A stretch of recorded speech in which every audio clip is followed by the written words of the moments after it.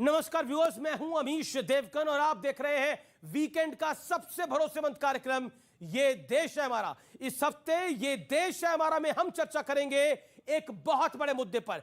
क्या इस देश में हिंदू होंगे अल्पसंख्यक? 200 जिलों में हिंदू अल्पसंख्यक है, उसके पीछे की पूरी कहानी क्या है? यह समस्या कितनी बड़ी है, यह समस्या कितनी बड़ी हो सकती है, इसका पक्ष विपक्ष दोनों जानने और समझने की कोशिश करेंगे व्यूअर्स के साथ, यानी जनता जनार्दन के साथ। तो अभिनंदन है आपका वीकेंड के सबसे भरोसेमंद कार्यक्रम ये देश है हमारा में। क्या हिंदुस्तान में हिंदू अल्पसंख्यक होंगे? अल्पसंख्यक कौन, इसकी परिभाषा तय करने का वक्त आ गया है।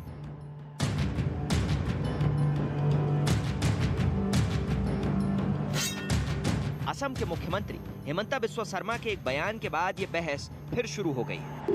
हिमंता बिस्वा शर्मा कह रहे हैं कि असम के कई जिलों में हिंदू अल्पसंख्यक हो गए हैं, ऐसे में उन्हें बहुसंख्यकों का दर्जा देना गलत है।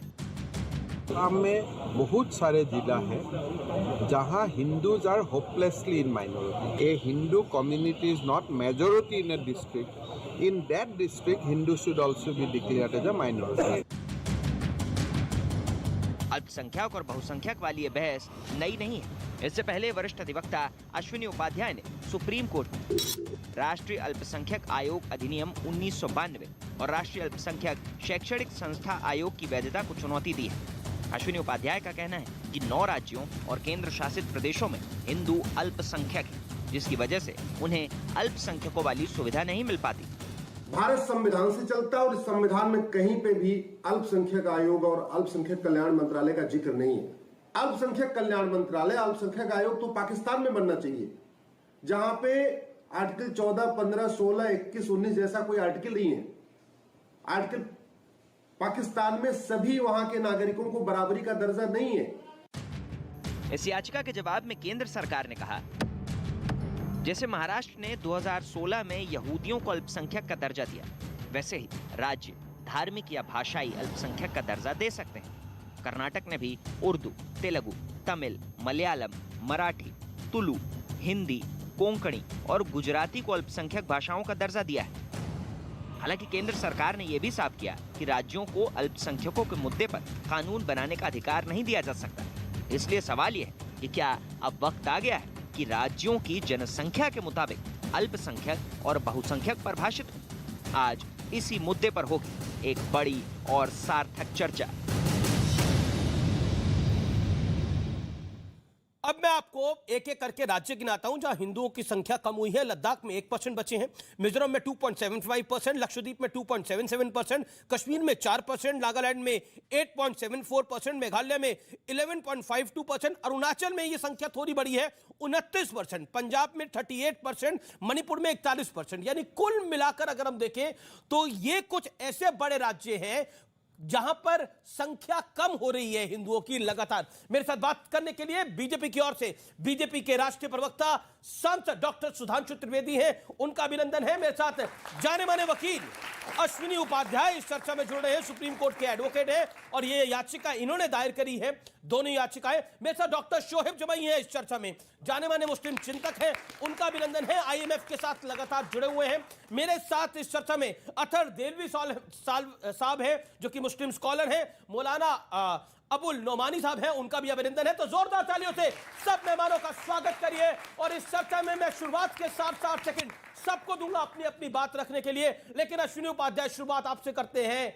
आखिरकार हिंदू अल्पसंख्यक है, इसको बताने के लिए याचिका दायर आपको करनी पड़ी, लेकिन मैं आपसे यह जानना चाहता हूं, क्या अब आप मुसलमानों से अल्पसंख्यक का दर्जा भी छीनना चाहते हैं? 60 सेकंड शुरू होते हैं आपके अब। भारत संविधान से चलता है, संविधान में सब समान है, यानी सब बराबर के अधिकार हैं।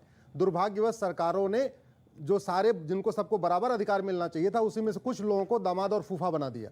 ये सबसे बड़ी गलती किया है। वास्तव में संविधान कहता है सब समान है, हिंदू, मुस्लिम, पारसी, ईसाई, सबको समान नागरिक अधिकार, सबको समान धार्मिक अधिकार, सबको समान अपना रीति रिवाज का अधिकार, अलग से कोई विशेष अधिकार नहीं। आर्टिकल 25 से 30 प्रोटेक्टिव आर्टिकल है, वो ये कह रहा है कि भाई इनको भी अपना काम करने देना, छेड़छाड़ मत करना, लेकिन उसके लिए अलग से अल्पसंख्यक कल्याण मंत्रालय, अल्पसंख्यक आयोग, ये पूरी तरीके से संविधान विरोधी है। संविधान में एक अक्षर कहीं पे भी अल्पसंख्यक कल्याण मंत्रालय का जिक्र नहीं, माइनॉरिटी अफेयर मिनिस्ट्री का जिक्र नहीं, माइनॉरिटी कमीशन का जिक्र मेरे नहीं। सवाल का जवाब 30 सेकंड बचे हैं अभी। बिल्कुल माइनॉरिटी अफेयर मिनिस्ट्री खत्म होनी चाहिए, माइनॉरिटी कमीशन खत्म होना चाहिए। इसकी भारत में कोई जरूरत नहीं। इसकी जरूरत पाकिस्तान में है जहां सबको बराबर का अधिकार नहीं है। इसकी जरूरत बांग्लादेश में है जहां सबको बराबर का अधिकार नहीं है। भारत में सबको बराबर अधिकार है। नहीं तो कल क्या होगा, कहेंगे माइनॉरिटी थाना चाहिए, माइनॉरिटी तहसील चाहिए, माइनॉरिटी जिला चाहिए, माइनॉरिटी कोर्ट चाहिए, minority high court, minority supreme court. ये कहां ले जा रहे हैं हम सर देश को? जी, अब मैं शोहेब जमई का रुख करता हूं। शोहेब जमई, क्या अल्पसंख्यक की परिभाषा बदल जानी चाहिए देश के अंदर? 60 सेकंड आपके शुरू होते हैं। आप नहीं, जिस तरह का अश्विनी साहब ने अभी कही बात कि माइटी कमीशन को ही ख़त्म कर देना चाहिए, मिनिस्ट्री को ही ख़त्म कर देना चाहिए, मुझे नहीं समझ में आया इन्होंने दामाद किसको कहा? नकवी साहब की कुर्सी खतरे में है क्या? ये भी सोचने की ज़रूरत है। दूसरी बात, चलिए अब इससे बात करके हम अलग बात करते हैं। देखिए 1947 में पंडित जीवी पंत साहब जो चीफ मिनिस्टर भी थे, फ्रीडम फाइटर थे, उन्होंने कहा a satisfactory solution of a question pertaining to the minorities which insure the health, vitality and the strength of the free state of the India. New chapter should begin unless the minorities are fully satisfied we can't make any progress. जी, अब सवाल ये उठता है कि national minority commission act 1992 को जो इन्होंने चैलेंज किया है, सरकार खुद, सुधांशु जी जिसमें हैं सांसद, ये सरकार खुद कहती है बीजेपी की कि भाई यहाँ से माइनॉरिटीज को जो भी स्कीम्स का बेनिफिट दिया जाता है, चाहे एजुकेशनल स्कीम्स हो, चाहे वो फेलोशिप्स हो, वो आर्बिट्रेरी नहीं दिया जाता है, बल्कि उनमें से जो वीकर सेक्शन है, इकोनॉमिकली वीकर सेक्शन है, उसको दिया जाता है जिसका संविधान में प्रावधान है। आर्बिट्रेरी नहीं दिया, इसलिए इनका जो पिलिया है इसको डिसमिस भी किया सुप्रीम कोर्ट ने, और जिसको हमने यहाँ से बताया भी। इसलिए मुझे लगता है कि इस पिलिया में कोई दम नहीं है, और ये खुद भारतीय जनता पार्टी की सरकार जो केंद्र में है, वो खुद अश्विनी उपाध्याय के मुंह पे जो है वो एक स्लैप दे रही है कि your plea has no strength. Okay, Athar Dehlvi साहब, इस देश के अंदर अक्सर ये चर्चा होती है, मैं आता हूं सुधांशु त्रिवेदी आपके पास, अक्सर ये चर्चा होती है कि देखिए बहुत हिंदू मुसलमान हो रहा है, लेकिन ये हिंदू मुसलमान का विषय नहीं है, ये अल्पसंख्यक का विषय है। ये तो सत्य है कि इस देश के अंदर अगर दूसरी बड़ी किसी की आबादी है तो वो मुसलमानों की है, तो अल्पसंख्यक का दर्जा क्यों? सवाल ये खड़ा होता है। देखिए, मैं अपनी बात की चर्चा जो है महात्मा गांधी के इन शब्दों से करूंगा कि ऐसा शासन हो कि जहां सबको समानता हो, जहां अगड़ा पिछड़ा कोई ना हो, जहां माइनॉरिटी और मेजोरिटी की कोई तमीज़ ना हो, और ये निर्धारित करेगा समाज और समाज पर राज करने वाले राजा, यानी जो भी होंगे उनको तय करना है। अश्विनी जी ने जो कहा सुप्रीम कोर्ट में, उन्होंने कहा इनको जवाब देना चाहिए। मेरा सीधी सीधी सच्ची बात यह है कि हमारे संविधान ने कहीं भी माइनॉरिटी की कोई व्याख्या नहीं की थी। सीधे कहा जिनकी संस्कृति, सभ्यता या भाषा को आप बचा सकते हैं, उसके लिए आपको एक कमीशन की ज़रूरत है। ये कमीशन 1986 तक राजीव गांधी की सरकार जब तक नहीं आई, जब तक मिनिस्ट्री ऑफ सोशल जस्टिस के तहत रहता था, 86 में इसको एमएचए से छीन के सोशल जस्टिस को दे दिया गया। उसके बाद लगातार इसमें काम। अब मैं इनसे सुधांशु जी से एक बात पूछना चाहता हूँ, अगर मान लीजिए ये चीज़ इतनी ही ख़राब है, तो मिनिस्ट्री ऑफ माइनॉरिटी अफेयर्स जो पिछले 2 बार लगातार है, नकवी साहब उससे पहले नजमा हेपतुल्ला थी, इन्होंने 2 कमेटियों का गठन किया है, और दोनों कमेटियां गठन करके ये पूछ रही क्या सच्चर कमेटी में मुसलमानों की हालत जो दलितों से बदतर है, हम उसका उद्धार किस तरीके से कर सकते हैं। 101 हुनर हाट इन्होंने लगाए हैं कि जहां माइनॉरिटी, और माइनॉरिटी की बात सुन लीजिए, माइनॉरिटी का मतलब मुसलमान नहीं है, माइनॉरिटी का मतलब, अभी आखिरी बात करके, इस देश में, इस देश के अंदर तो माइनॉरिटी का मतलब मुसलमान ही हुए। बिल्कुल, मेरा कहना इस देश में तो विडंबना ही है। इस देश में जैन, क्रिश्चियन, बौद्ध की तो बात ही नहीं हुई। इस देश में अगर बात हुई मिनॉरिटी की, तो मिनॉरिटी के नाम पर मिनॉरिटी इज इक्वल टू मुसलमान, उसकी बात हुई हमेशा। मैं तो कह रहा हूं कि अश्विनी उपाध्याय जी ने सुप्रीम कोर्ट को भी, और इनके माध्यम से मैं अपने यहाँ जनता को एक बात बता दूं कि माइनॉरिटी की सबसे पहले धार्मिक व्याख्या कहां हुई है। 1971 में पंजाब हाई कोर्ट ने जो कहा, उसने कहा डीएवी केस के अंदर कि अगर कोई माइनॉरिटी है पंजाब में, वो हिंदू हैं। ये मेरा अपने नहीं, कोर्ट का जजमेंट था। लेकिन दर्जा तो उनको नहीं मिला ना। नहीं मिला, पंजाब में तो नहीं मिला ना, दर्जा तो नहीं मिला ना। कश्मीर के अंदर हिंदू भगा दिए गए, अरे ना, पंजाब में तो सुप्रीम कोर्ट ने रोक लगा दी, और हिंदू कश्मीर से भगा दिए गए। वहां पर कौन बहुसंख्यक है और कौन अल्पसंख्यक है, इसकी अगर आप चर्चा भी करेंगे तो वहां तो कत्लेआम हो जाएगा। लेकिन सुधांशु त्रिवेदी, मैं आपके पास आता हूं, आपने 2 मिनट लगभग लिए। सुधांशु त्रिवेदी, क्योंकि बड़े सारे सवाल हैं और सारी नजर आप पे है, क्योंकि आप सेंटर पॉइंट पे है। सुधांशु त्रिवेदी, ये नई बहस भारतीय जनता पार्टी खड़ा करना चाहती है, और पॉलिटिकल पंडित मानते हैं कि जैसे आपने 370 पे बहस शुरू करी, जैसे आपने प्रभु राम मंदिर पर बहस शुरू करी, जैसे आपने बाकी ट्रिपल तलाक पे बहस शुरू करी, ये एग्जैक्टली वैसे ही है कि क्या अल्पसंख्यक दर्जे में कोई बड़ा बदलाव होगा? क्योंकि जो बात असम के मुख्यमंत्री कर रहे हैं, वो बात बड़ी गंभीर है। ये बात जानते कितनी गंभीर है? भारत दुनिया का एकमात्र सेकुलर राष्ट्र है जहां धार्मिक अल्पसंख्यक होता है। धार्मिक अल्पसंख्यक सिर्फ मजहबी राष्ट्र में होता है, सेकुलर में नहीं होता है। और ये बहस हम नहीं शुरू कर रहे हैं। अभी शोएब जमाई साहब कोट कर रहे थे ना, जाके पढ़ तो लीजिए पूरी डिबेट कॉन्स्टिट्यूएंट असेंबली में। कॉन्स्टिट्यूएंट असेंबली में इस वर्ड की, इस बहस की शुरुआत की केटी शाह ने, उसके बाद उसके ऊपर बोले लोकनाथ मिश्रा, उसके बाद बोले एच.सी. मुखर्जी, उसके बाद बोले पंडित जवाहरलाल नेहरू और डॉक्टर अंबेडकर का जानते क्या कहना था? सेकुलर और माइनॉरिटी एक साथ नहीं हो सकता। इसलिए चूंकि नेहरू जी का बहुत आग्रह था कि माइनॉरिटी रखना है, माइनॉरिटी रखना, तो उनका इसलिए सेकुलर नहीं होगा। जिस दिन सन 76 में सेकुलर हुआ था, माइनॉरिटी खत्म कर देना चाहिए था। बड़ी लॉजिकल सी बात थी। अब मगर अब अंतर क्या रहता है? जी जी जी, जो कहते हैं माइनॉरिटी को ये चाहिए वो चाहिए, माइनॉरिटी मतलब होता है 0.1% की माइनॉरिटी, 0.5% की माइनॉरिटी। अब मैं पूछता हूं, इस देश का सबसे बड़ा पहला उद्योगपति कौन? जे.आर.डी. टाटा, माइनॉरिटी। इस देश का सबसे पहला एटॉमिक साइंटिस्ट कौन? Doctor Homi Jahangir Bhabha, minority. इस देश का पहला फील्ड मार्शल कौन? Sam Manekshaw, minority. अब ये बताइए, ये तो इतना आगे बढ़ते चले जाएंगे, किसी को कोई समझ? ये कितनी माइनॉरिटी है? 0.1% की माइनॉरिटी है। इसे कहते हैं माइनॉरिटी। और जो माइनॉरिटी में प्रचंड मेजॉरिटी है, वो किसके साथ जोड़ेगी? मैं नहीं कह रहा हूं सब वही है।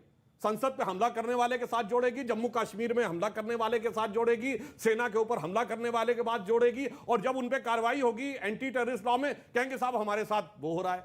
इसीलिए माइनॉरिटी कमीशन में भी एक और बात कहना चाहता हूं। आपने कहा माइनॉरिटी बराबर मुस्लिम। सबसे पहले गैर मुस्लिम को यदि हमने माइनॉरिटी कमीशन का चेयरमैन बनाया तो अटल जी की सरकार के समय में सरदार त्रिलोचन सिंह को हमने बनाया। हमने कहा माइनॉरिटी भी है तो उसमें सबको समान रूप से मौका मिलना चाहिए। जी जी, आप हाथ खड़ा करें, लेकिन नोमानी साहब का वक्त रह गया है। नोमानी साहब, आपके 7 सेकंड है, आप अपनी बात को कंप्लीट मगर ये भी एक लाइन, जी जी, मैं आपको आगे लाइन और कह दूं, जी जी, अगर इजाजत हो साहब। जी जी, 10 सेकंड। हकीकत में क्या हुआ, माइनॉरिटी और सेकुलर ने, इन्होंने ऐसी राजनीति की कि जो एक पुराना शेर था ना, उसको अगर इसमें ऐड कर दें कि मरीजे सेकुलर इश्क पर लानत खुदा की, मर्ज बढ़ता गया जो जो दवा की। जी चलिए, तो आप मर्ज को बढ़ाने के लिए अल्पसंख्यक की दवा दे रहे हैं, नोमानी साहब?